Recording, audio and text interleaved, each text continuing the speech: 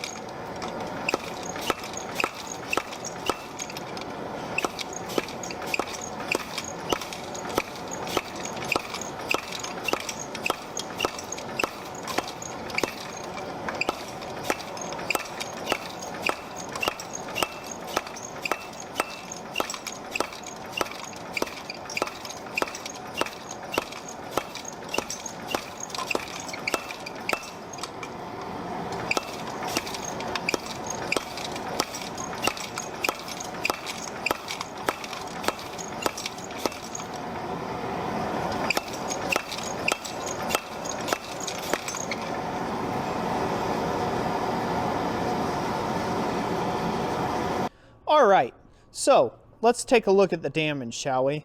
So starting this off, you can see how well this is done with some 3/8 inch square bar. As you can see here, it tapered that pretty easily.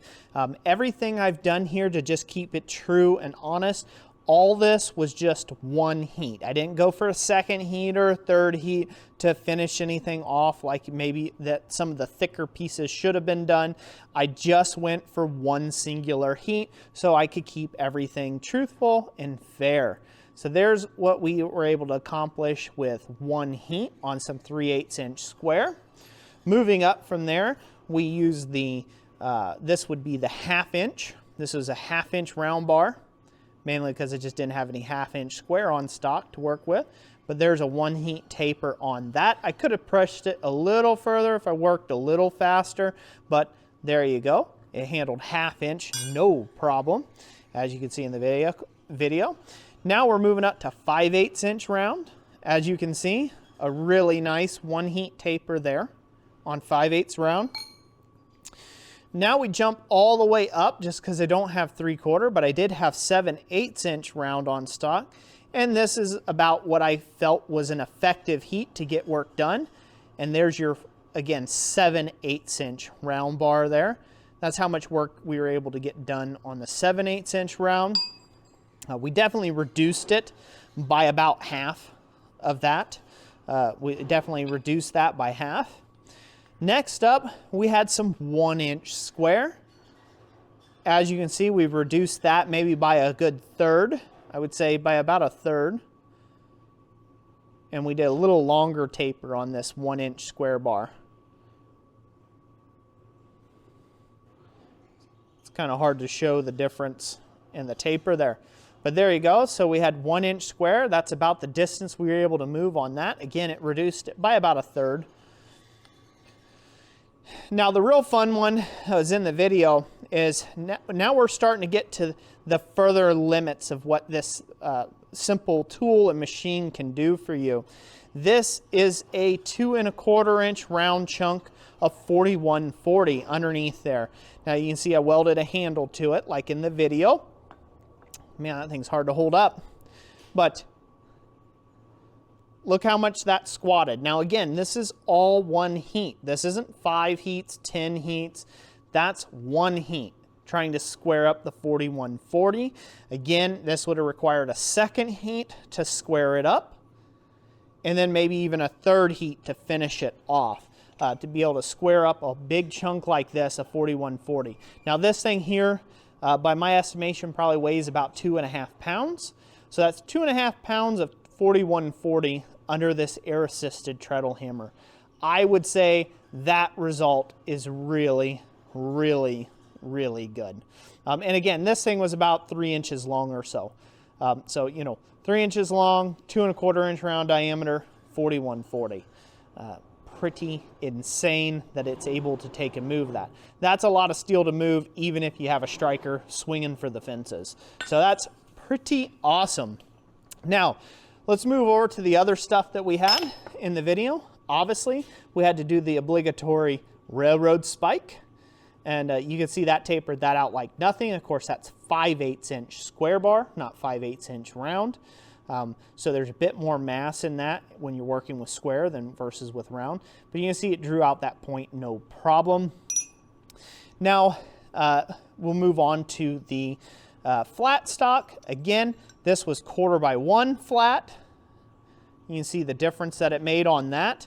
Obviously, it drew it down to a point. I could have kept working a little more efficiently and probably drew it down just a bit faster. And, you know, drew it all to one point in one heat there. Again, just trying to stay true to what the machine's capabilities are doing. When I feel like the effective forging window has closed, that's when I stop. And that's about at a red heat. Some of these went a little further than a red heat, but about a red heat, that's when I stopped the test. This is 3/8 by 1. You can see that it put a point like that. And again, these are all in one heat. And then this is 1/2 inch by 1 inch bar stock. And you can see the taper there. And again, that reduced that by maybe a third on that. There's a lot of mass there. That's actually a tricky bit of material to move, 1/2 inch thick by 1 inch the hard way, because you are smacking basically a 1-inch square, and it kind of tracks the same. If you look at the tapers, they're very similar, very, very similar. So just similar mass, just distributed a little bit differently. Okay, so there you have it. That's what it can do. Can it do punching? Yes. Can it do splitting? Yes. Can you forge weld under it? Yes. You should be able to do all of those normal processes.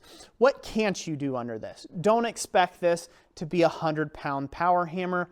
That's not what it is. The sledgehammer head here that I'm using is a 12-pound sledgehammer, and I'm running the air pressure at about 120 PSI throughout the whole video. I went in and checked in the other room. It was 120 PSI. I had it set at 140, and so therefore, it went from 120 down to about 110 PSI, and then you should see in the last video clips, the compressor kicks on. And so therefore, again, running at about 120 PSI, the max on the kit's about 140, so that's where I would set things at, is probably the maximum on the kit is at 140 PSI. Swinging a 12-pound sledge, this is my result. So pretty cool. I didn't think it was even going to scratch the surface of that 2 1/4 inch 4140, but it had no problem chewing right down through it. Now, did it just do it like a 100-pound, Little Giant or something? No, it didn't. It's not a 100-pound hammer. It's a 12-pound hammer that's super cost effective. It doesn't cost you $17,000 to go buy it. It's $700 shipped anywhere in the US. So you kind of have to take what you can get out of it. I will also mention the anvil will matter. The anvil, or the striking surface that you are striking upon, is going to matter as well. What I have going on with that is I have a 66-pound Achaio anvil as my anvil striking surface underneath it. Now, if I had a larger Achaio anvil, like a 132-pounder or a 110-pounder, it would give a lot more resistance to that hammer, and a lot more energy would go into moving the piece, and I might get a marginally better result than what I had here. So could you theoretically use this to make hammers under, like, square up a billet or draw out the peen on a hammer? You could theoretically do that, although again, you're going to have to go a bit slower with it. You certainly won't have to use your shoulders, so that's a good thing, but it will take some practice and getting used to. If you can tap your foot along to a beat, you can use this hammer just fine. So that's it for today. Thank you for watching this video. Remember to go check these hammers out and a lot more that we have to offer over at blacksmithingblanks.com, and do that. That'll be a great thing. Also, if you are a channel member, you do end up getting discount codes once a month for buying things as well over at our website. So be sure to take and check out that join button down below this video. So that's it for today. Thank you all for watching. If you enjoyed the content, you can subscribe and do all that jazz. And as always, God bless each and every last one of you, and we will catch you on the next one. Thanks for watching.